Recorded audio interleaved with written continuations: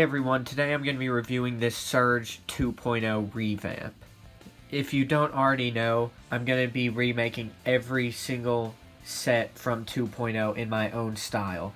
This is the second out of 10 videos since there are 10 sets from that wave, and so stay tuned for the next 8. Let's start off with a quick size comparison. He's about, I think it's 8 inches tall, a little over 8 whenever he's standing straight up. And I'll compare him next to Nitro Blast. Nitro Blast was the first villain I reviewed, and he's quite a big one. He stands at just about 12 inches tall. I'll have to put him back in the frame. As you can see, he's a lot bigger than Surge. There's hardly enough room for him in the frame with Surge.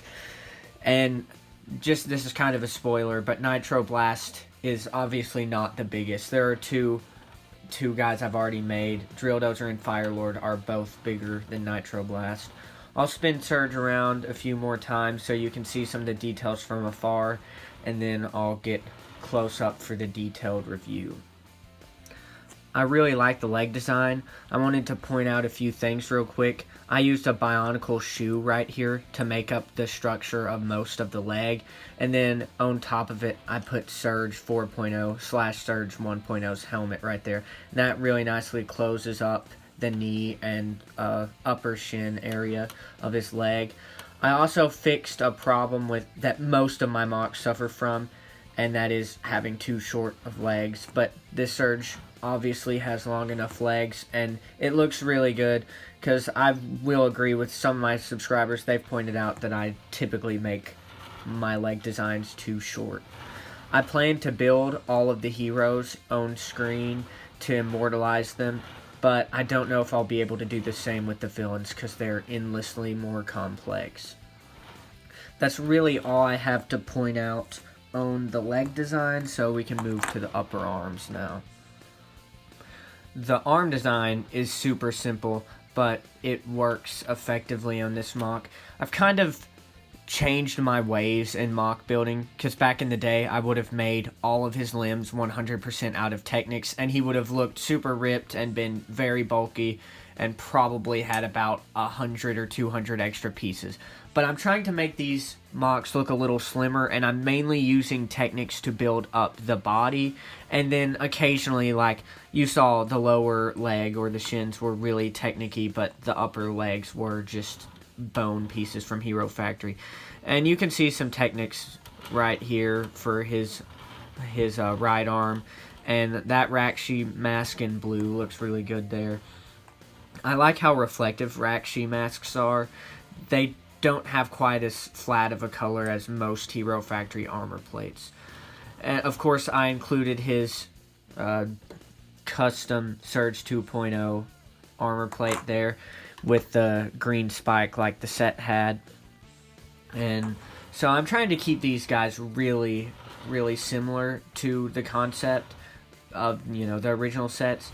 But also I want them to be unique enough to where they're not too boring to look at. I used Surge 1.0's chest plate for his back to really close up the back design, and that goes really well into his 2.0 chest plate. I also wanted to point out right here that that's a Bionicle 2015 Bionicle mask right there, and that works really well to smooth the chest down to the lower body. And I threw in some mechanical details on the sides. I thought that looked really good. And I'm going to try to incorporate as many, I can't even think of the word right now, but really the metallic tubing pieces that I have. I don't have too many of them, but they really make the MOCs look like they're actually mechanized. And that's a pretty good detail right there. Don't really have too much else to say about this MOC, actually. I will say I love Surge 2.0's head. I think it's a very cool head for a sniper, and I think that this right here is intended to be a scope. You can kind of see a sight in there, and then of course this is a comm for him to communicate with the teammates. But, Surge 2.0 had a rifle, which I'll show you my version in a second. And I think that this was supposed to be a scope because he was supposed to be a sniper and his gun did not have any sort of sight on it. So I always envisioned this as a scope. So he would make a pretty good sniper, I assume. So now I'll show you the gun. Here's the gun. I did include a scope on it just because I thought it would look cool. I also want to point out that I used the exact same frame as his original gun, which it was this blade piece on top of this pre-built gun piece. So it's really not too big of a weapon, but I think it looks really cool and works well with this MOC. I didn't want it to be too heavy, and I think this is about the right balance of, you know, revamp to where it still looks like the original Set's gun, but it's just different enough to where it looks cool.